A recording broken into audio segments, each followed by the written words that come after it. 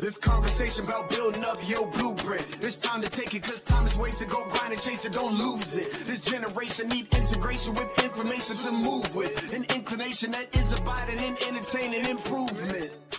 Hey, what's going on, Blueprint Nation? Welcome to another dope episode of the Respect My Blueprint podcast. This is your main man, your host, your Blueprint Mastermind, where we give you the blueprint on how to do shit around here. All right. And ladies and gentlemen, man, today I have a special guest on the platform for us. This is a transformational speaker. All right. Leadership guru. All right. Someone who's going to be able to go ahead and talk with everyone here. It's all of our aspiring entrepreneurs as well as business owners. You know, if you're struggling to be able to go ahead and lead your team, if you feel like that, you know, you're stagnant, your culture is not growing and your sales teams are not performing, not hitting their KPIs. Well, guess what?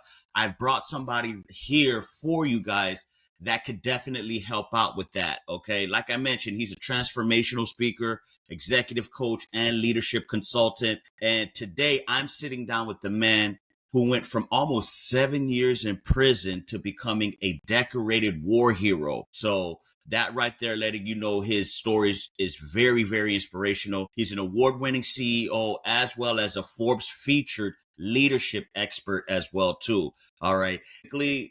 To wrap it up in a nutshell, he's the blueprint for transformation. And then you guys know how we live and thrive on transformation here. So I want you guys to go ahead and meet. He's a Brown Star Beast behind the Bright Mind Consulting and the 5 Why Leadership Framework, which talks about trust, culture, and turning chaos into clarity. Without any further ado, let's go ahead and welcome to the stage our guest, Jevon Wooden. How you doing, Jevon? Man, I'm doing well, Wesley. Hey, can I just have you go everywhere with me, bro? Because that introduction was fire.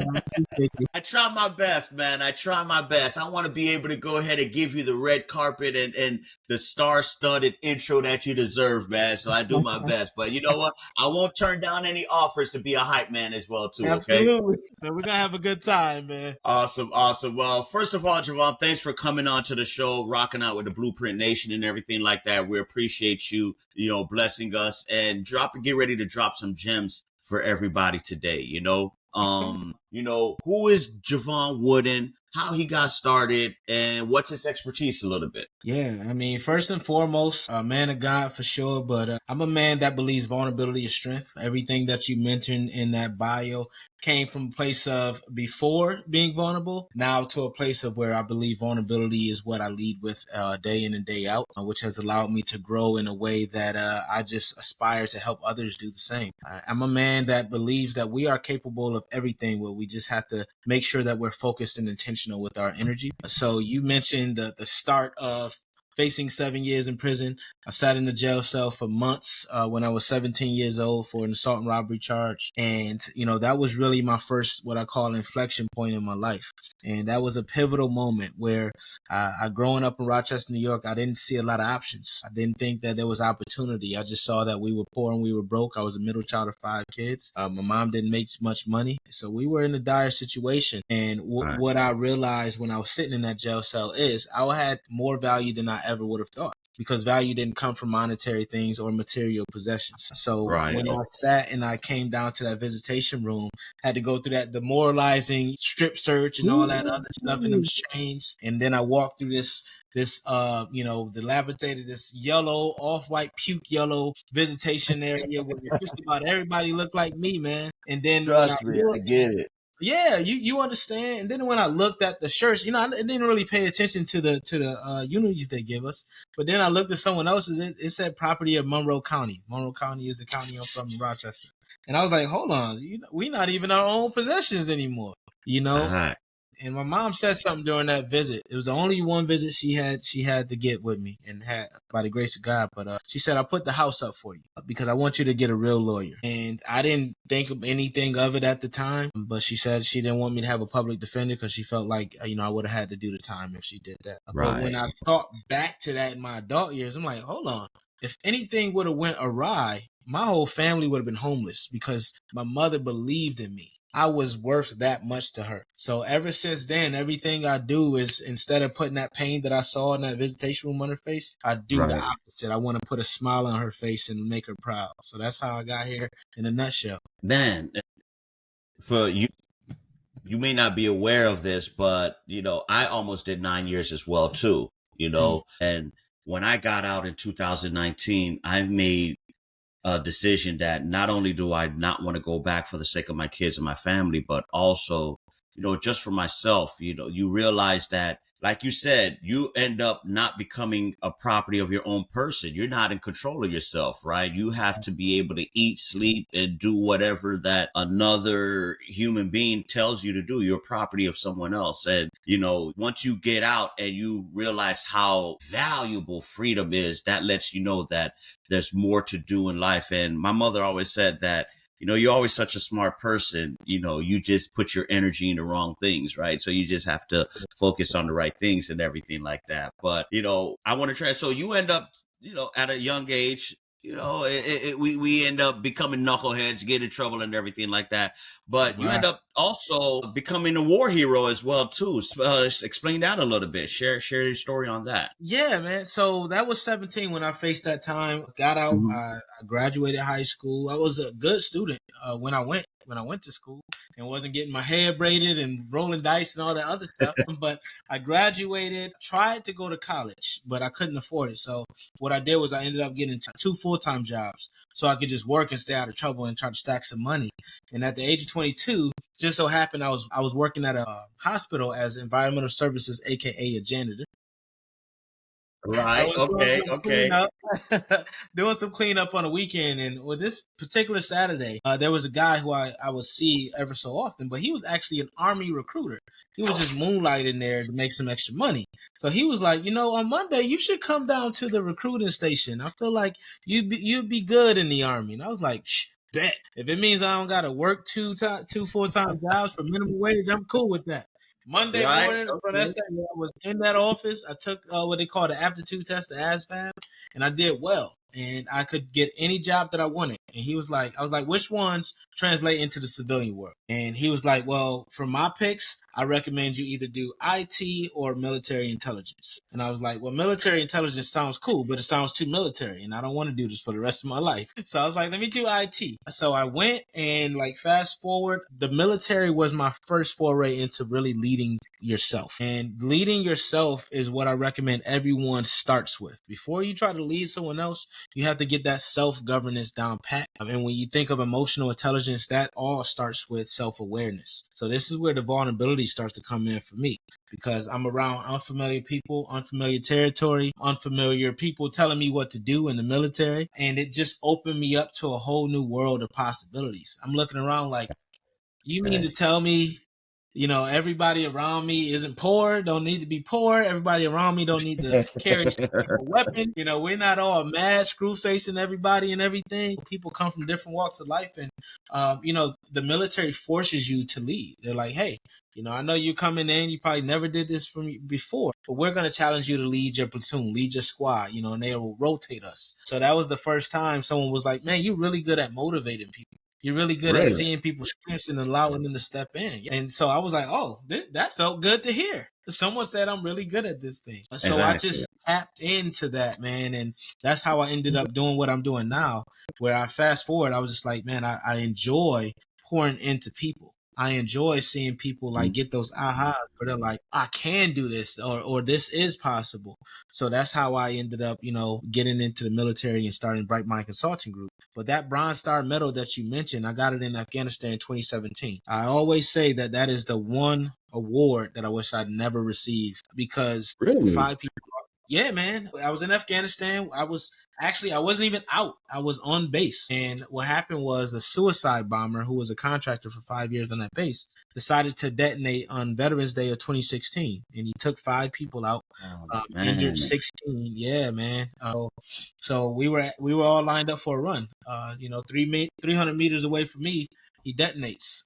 And there's some soldiers that really saved our lives that day because they called out to him and made him panic. So he hit the button too early. That's the only thing that's the only reason why I'm here talking to you. So what I did Wow. on that day was like triage, get people to the hospital that was about a mile down the road, patient administration, patient safety. And then I was also part of security and remains cleanup after that. So I always say, man, I'd rather have those people back and them living their full lives than any of that, for sure. Yeah, man. That's damn, man. That's sad to hear, obviously, because a loss of life obviously is nothing that's irreplaceable, right? And I can see why you said you definitely would want that back. But of course, I'm assuming. Well, not I'm assuming, I'm sure, like you just mentioned, that time in the military, that was really the transformational moment because, Ron, you went from early age going to prison. That was, okay, your early experience into like, wow, it could get real, right? Life Yeah. can get real if I don't turn my life around, to now becoming into the armed forces where it's still sort of like you can't move, you don't have your freedoms per se, but at the same sense, you're serving for your country. Right. And like you mentioned, your superiors told you, hey, man, you're good at this. You really are good at motivating. So was that the aha moment for you? Pretty much like, okay, I could do something here. Yeah, I think it was an accumulation of things. When I look back, I used to play football in high school. And when Okay. I started looking back from the military, I was like, dang, a lot of this stuff is very similar. This whole thing of like self-leadership, self-governance, camaraderie, and discipline and all that other stuff. But I just couldn't pick it up. I wasn't ready for that knowledge and that information at that point. So the military Right. was the first time it was like a proving ground that allowed me to really take time to process all of the lessons that I seen, not from a lens of scarcity or survival, but from a lens of looking to improve and to thrive. And I feel like that's what really stifles a lot of us is we are all capable, but it's just the environment that we're in doesn't give us that capacity to be able to process and say, hey, there's another opportunity here. There's another option here. I can take this route. I don't have to go and punch this person in the face or fight this person. I can go ahead and walk away. I can read books. I can do all these things and it's still cool. We didn't come from those types of situations. So I feel like the military just allowed me to flip that switch to say, hey, all those things, all those situations and circumstances, I have power to change that. And it does not have to be that I can take this route, this path. I can use my mind and I can lead with heart and make even more of a tremendous impact and effort, not just for myself, but create that ripple effect that opens the door for my family, my friends, and everyone else that I care about to go ahead and step into their purpose and power as well. So now, and I'm glad you said that so eloquently and everything, and I appreciate that. So now you've gotten this revelation, and you've been inspired by your time in the military. So now you get out the military, right? You're back stateside, and you've decided to now embark in your career and becoming a transformational coach and also helping others to be able to excel in everything, right? Let me ask you a question, because one of the things that you teach is lead with empathy. So what is what does it really mean to lead with empathy when life is really hard on you, right? Because we all, like you went through trials and tribulations, we all go through trials and tribulations. How hard is it to really lead with empathy? Yeah, I mean, it's counterintuitive, really. And that's why so many people do not do it. It is a counterintuitive thing and it takes practice. So what I would always tell people is like, when we think of empathy, we think of external. We think of giving someone else space, trying to feel what they feel, all these things. But it really starts from giving yourself empathy and giving yourself the room to grow and be curious and understand that you do not have to have all the answers. You don't have to be everything to everyone. Once you understand that component, then it's a lot easier to create space for other people. So that's why I always tell people like leadership. Yeah, we hear leadership starts from within and all this other stuff, but it starts from making sure that you're being kind to yourself before you go out and do that with anyone else. Because what happens if you do not do that? There's two things that can happen. One, you become angry, you start comparing, or two, you start feeling like you need to overcompensate and overpower, right? Because you're protecting yourself and you feel like you need to protect your space. It's defense mechanisms. So we need to make sure that we're taking time to get to know ourselves, understand our own triggers, our biases, where we have blind spots and all these other things. What really inspires and influences us? before we can go ahead and say, all right, let me feel what this person is saying. Let me put myself in this position. Let me ask questions that allows me to explore their perspective and their standpoint so I can get to know where they're coming from a little bit better. So it's a cycle that we need to go through, but it's a very, very challenging standpoint, because especially now, because we're having so many external forces placed upon us, that we have to intentionally create that space for us to process and introspect before we can do any of this stuff. Now, and which now leads me to this next question, because most of the audience and viewers here, they're aspiring or newly minted entrepreneurs, right? They've started their business, and leadership maybe is something that they're lacking in, especially when you're starting out. I mean, you understand, when you're starting a business, you usually start as a solopreneur, maybe have one or two employees the most and everything like that. So you're really not, leadership is not really something that you're focusing on, or it's not your strongest trait, because 9 times out of 10, you're just worrying about building and growing the business at that point, right? But, leadership obviously is something that's inherently important to any business, right? It could be the one thing that could be detrimental or, lead to the success of your business. So you thrive on teaching on emotional intelligence. Why do you believe a lot of leaders get emotional intelligence wrong? Why do, and if they do, how can they fix that? Yeah. I myself, as an entrepreneur, I was looking to move too quickly. And that's one of the things, and one of the things that emotional intelligence has really taught me how to do, is to slow down and make sure, like, again, that self-awareness. I need to make sure I have clear vision and purpose before I take the action. And that's what a lot of us get wrong in leadership, right? We're like, oh, we want this outcome. This outcome is the main thing, but it's really not. It's why that outcome is important that really drives us forward, especially in adverse situations. So as a leader, we need to make sure we're really, really, really, really clear on why this goal matters, on why creating this business matters. And I got that wrong when I first started, and I spent a lot of money on so-called gurus and coaches and all these other things, and none of it worked. Right. It did not work for me until it clicked that wasn't me, that was them, and it doesn't work for me because that's not me. So we have to make sure we're slowing down to really think about that. Who am I?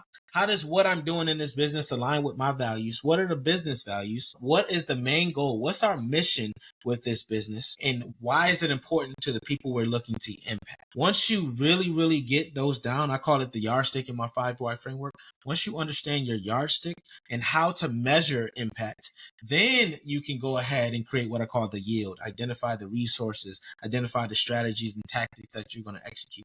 We skip the yardstick step, that real clarity. And that's why for these aspiring entrepreneurs or people who are on this journey of entrepreneurship, it's not something that we just do once and we forget about. We have to make sure we're checking in consistently throughout the year on that yardstick to say, is this still what's important for us? Why? Is this still the goal?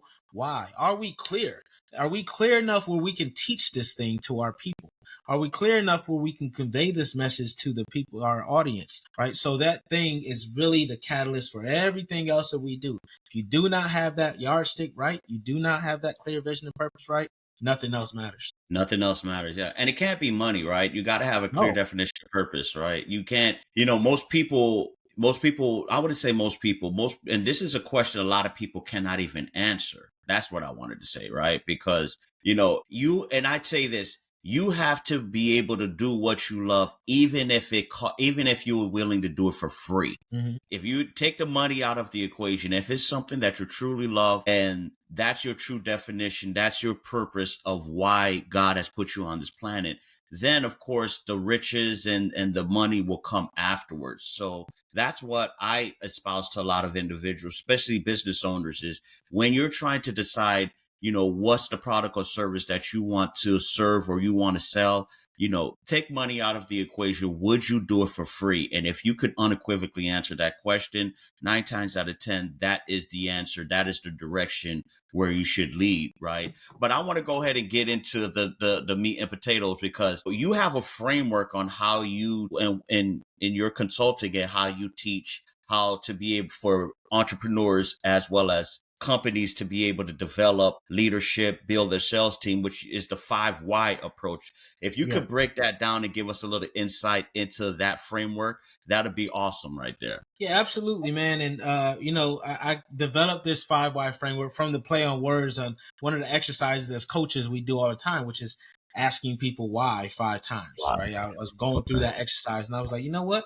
That would be great if I can identify how I'm walking through, people from the ideation phase all the way through the evangelism phase where they have people marketing for them and saying how awesome they are. So I created this 5 why framework. And the first one we already talked about, which was the yardstick, identifying that clear vision and purpose, identifying why it even matters in the first place. The yield, which is identifying the resources needed. And this is very, very important, people. A lot of us think about people, processes, technology, products, all those things, and we just stay at that surface level, like you said, Wesley. But when we think about the people, we think of people as cost centers. Now, how much is it going to cost me to hire this person?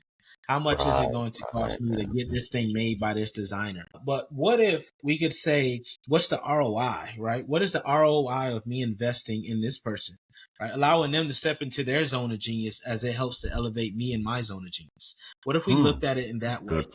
Then we can say, what is possible here? What resources do I need? All right, it's cool for me to get this person that's going to design this logo for me for $300 because with this logo, I'm going to brand it and post it everywhere. And people are going to have brand awareness now. And it's going to make me hundreds of thousands of dollars. Right? So if we start to look at that yield from that standpoint, it causes a paradigm shift for us. And we're able to see really what resources are necessary as this take this journey, not what they're going to cost, but what is it necessary? And then we can think about how we're going to go ahead and invest in it, right? And then next, after we move over to those resources that we need, people, process, technology, product, then we go ahead and move into the YAR. And YAR is an old nautical term. It's a nautical term that really means making it easy. And I found this term because of Google. I was like, what's a Y word that really could mean easy? And this one popped up by the grace of God because I couldn't think of anything else. So once that happened, I looked at the YAR and I said, all right, what should fall underneath that to make things easy? Well, one is my 3DA success formula. And that's delegate, where we're going to pass something that's necessary, but not necessarily done by us to someone else. Delete, get rid of anything that is no longer serving our goal that we set in that yardstick.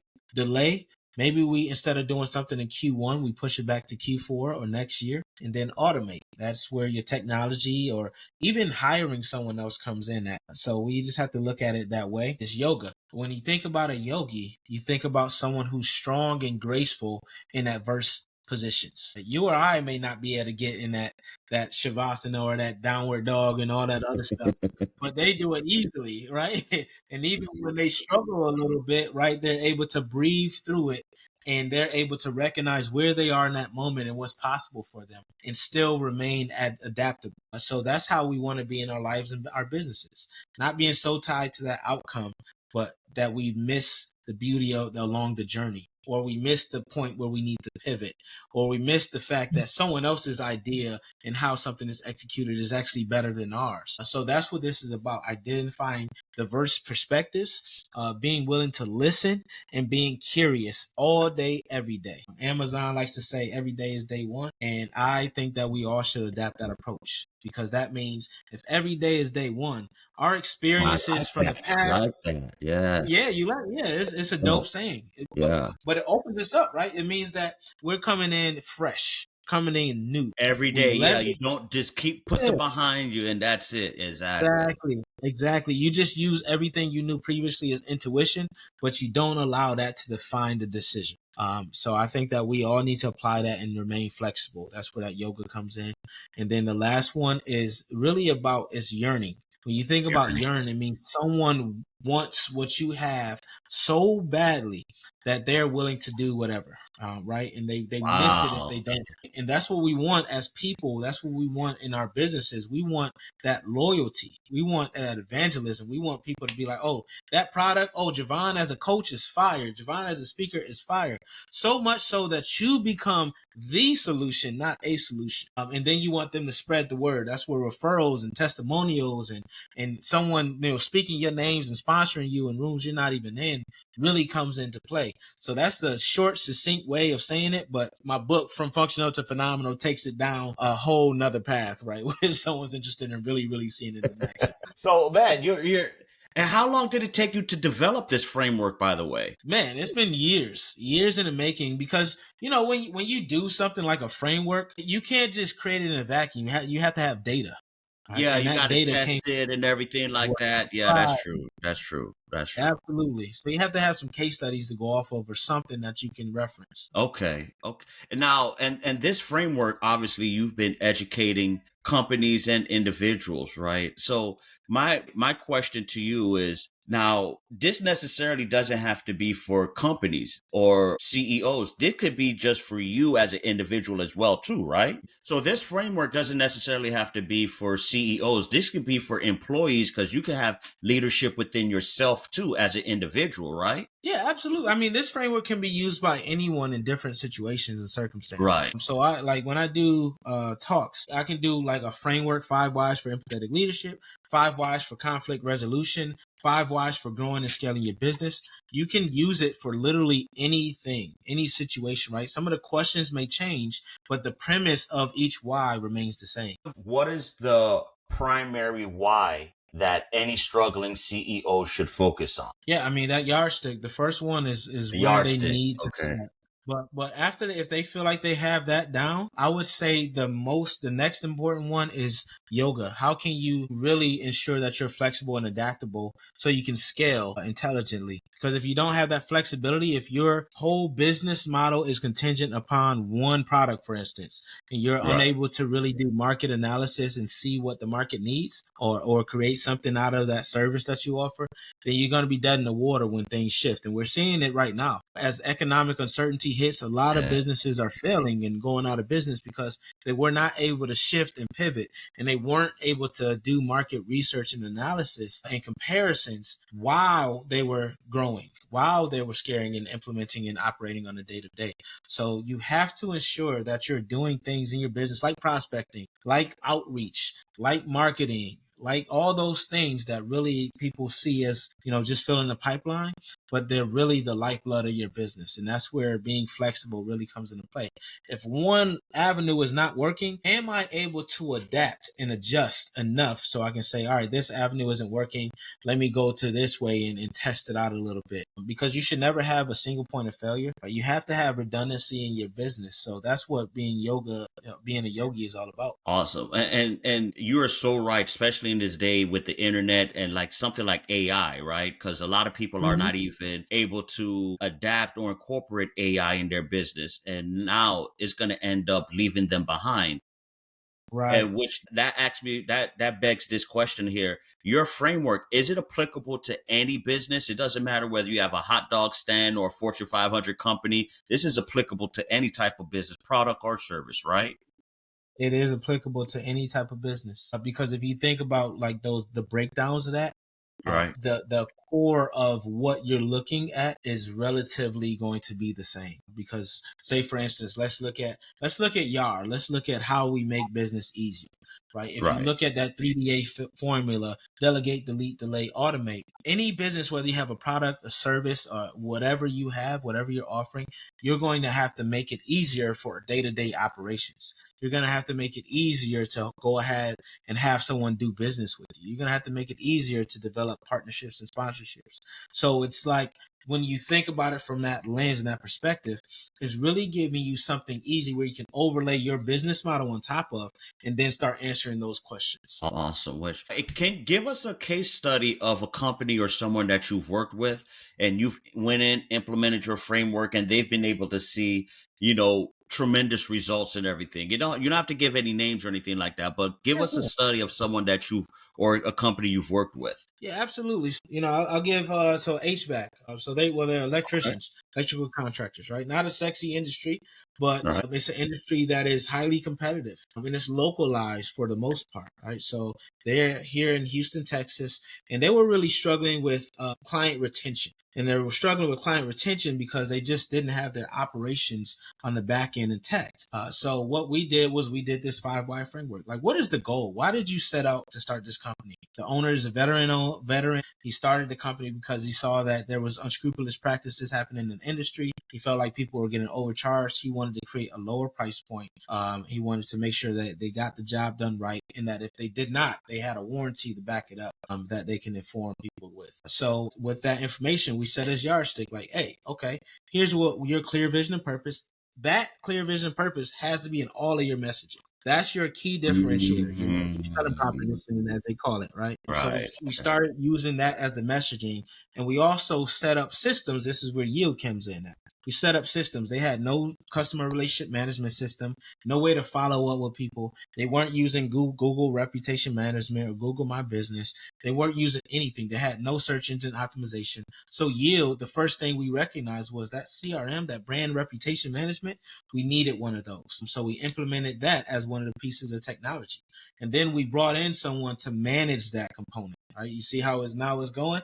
Brought in someone to manage that component who did marketing and sales. So that person, if there was a lull in needing to contact people and reach out in CRM and write those emails and all that other stuff, then they can start making those calls to the clients. Hey, are you satisfied? Hey, it's time for your warranty, your maintenance on your generator, whatever it is. So it kept that business, and people will be like, thanks for thinking of me. So then we skipped all the way over to that yearn, right? Because they're like, oh, thank you. You know what? This company is amazing. They really care for us. I didn't even have to think about my maintenance. They called me, etc. And then that YAR, when we started looking at how to make things easier, implementing that person was one step, but how do we automate a lot of the stuff that they were doing? They had no automation. Yeah, no automation. So everything was manual. The drivers couldn't be tracked. So they didn't know what people was doing. The truck would come back on E when it was full when they first left. They only had one job, right? So we implemented. Right. You see where it's going, right? So I can see how it leads to the chaos. Yeah. Yeah. Right. We implemented systems to combat the chaos so they could know exactly where drivers were. They can hit on calls. If anybody ran into issues while they were out, they can, answer them real time, right? So it's implementing things like that made it easier. And then they were trying to do too much at once because they were trying to compete with the big boys, right? The larger companies. I'm like, that's not your play. Your play is you're a smaller market org, and that's good for you because now when we look at yard and making it easier, the easiest thing is to go in your backyard, right? You're a local business. Instead of having to drive all the way out here, why not look at all these apartments and these businesses, right, that are right here in your backyard? So what we did was we created marketing strategies that really looked at about 20-mile radius outside of where their office was. And that allowed them to really get jobs done faster. That allowed them to answer maintenance calls faster. That allowed them to do better door-to-door marketing. That allowed them to establish relationships with the builders that were around them. So that was what we did for that YAR. And then if you look at that, now those builders are going to, again, evangelize that yearn.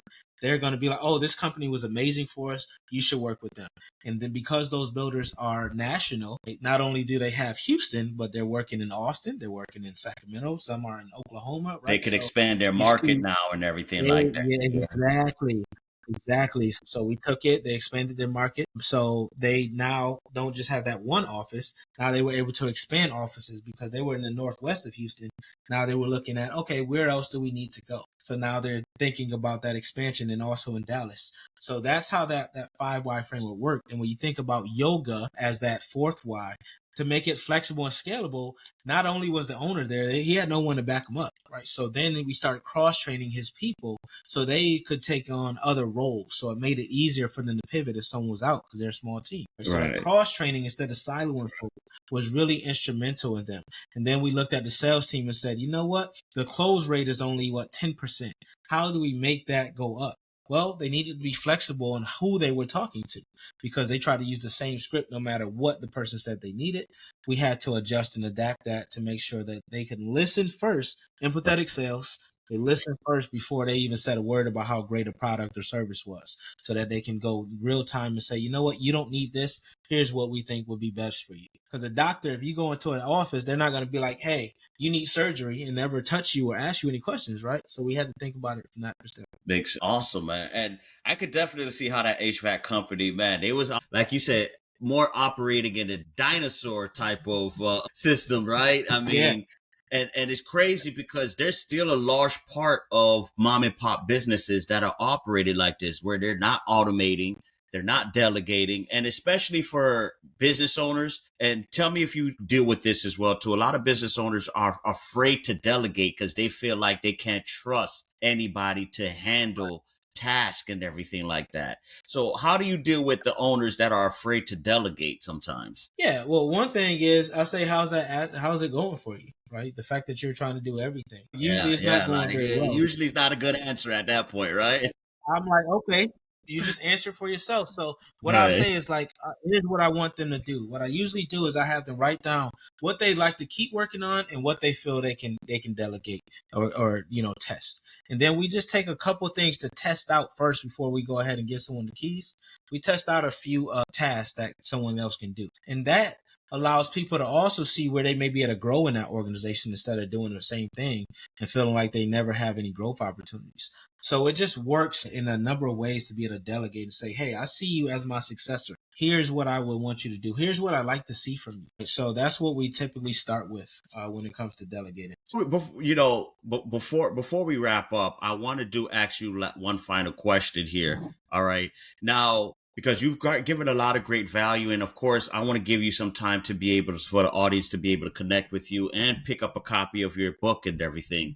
If there's one piece of advice you could go ahead and give to an entrepreneur that's just starting their business and they want to crack to the next level, they want to get to that next level, what is that one piece of advice you would share with them to build their blueprint? Yeah, I mean, the first thing is like, don't try to scale too quickly. Like, get Okay. really, really good at your core product or service. Really, really good. And while you're getting really, really good, don't forget to ask questions of the people you're serving. Right? Feedback is a gift. So as you're doing, even if it's negative, right? Even if you learn from that, be curious. Curiosity is what is going to set us apart as technology comes into play, as we see the economic uncertainty, the changes happening. Curiosity is going to keep you in business, keep you around no matter what's going on. So stay curious, ask a lot of questions, and always get feedback.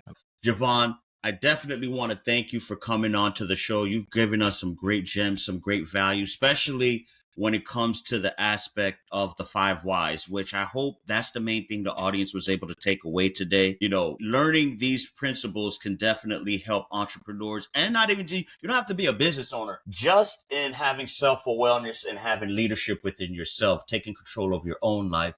I hope that a lot of the readers was able to take that away, which I'm pretty sure they have a lot of questions. They want to connect with you. If you could take a time out, share a little bit, how can the audience connect with you? And more importantly, how can they grab a copy of this dope book that you're also about to release as well, too, man? Yeah, I appreciate that, man. Appreciate your time. Appreciate you sharing your platform with me, Wesley. So if they want to connect with me, man, they can go to JevonWooden.com. That's JEV as in Victor, WOODEN.com. You can check out the book. All my socials are on there. So that's the best place. That's the hub for everything I have going on. Awesome.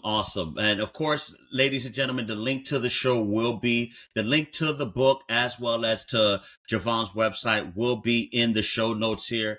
Definitely check out Jevon. He's releasing a dope book, which of course teaches the 5 why framework. Also, again, if you're looking to be able to just transform your life, I mean, there's no better example than someone like Jevon, right? Because of course, going from early childhood, going through the trials and tribulations of being incarcerated, to then serving our country, to also now serving others to be able to go ahead and be the best version of themselves. Definitely if you're struggling in business or in just personal life to be able to get to that next level, connect with Jevon.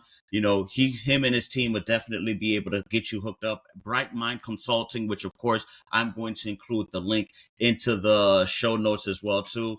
thanks for tapping in with us today. Jevon, thank you for being an awesome, dope guest. You've dropped a lot of great value with all of the audience as well, too. Hoping we could bring you back onto the show again. You know, more important, you know, you're over there in Houston. Let's see if we could do an in-person show this time. So therefore, it'll make it a lot more better for the audience. All right. Absolutely, man. Well, once again, thank you. And to the audience, remember to keep ascending. I mean, look forward to that next time, man, in person. Awesome. And again, guys, you can check out the Respect My Blueprint podcast, where you can check us out every Monday and Friday at 8 p.m. on YouTube, Apple Podcasts, as well as Spotify. And as always, we're going to catch you guys on the flip side. Take care, everyone. Bye-bye.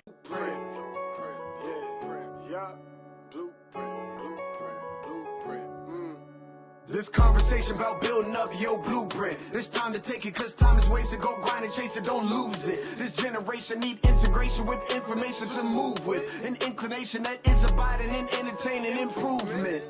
Yep, Wesley Paul with Blueprint. His guests are exclusive. Get on and tune in and then learn some new tips about credit, finance, investment. A nice chance to get rich and buy land. Flip it, quick 9 bands. Learn all the skills from Wes, he did it. Learn how to build successful business. Run up a mill and get the digits. Run up a mill. Look, safe place where guests are speaking. Based off financial freedom. All facts, no cap, believe it. Podcast, you have to see it.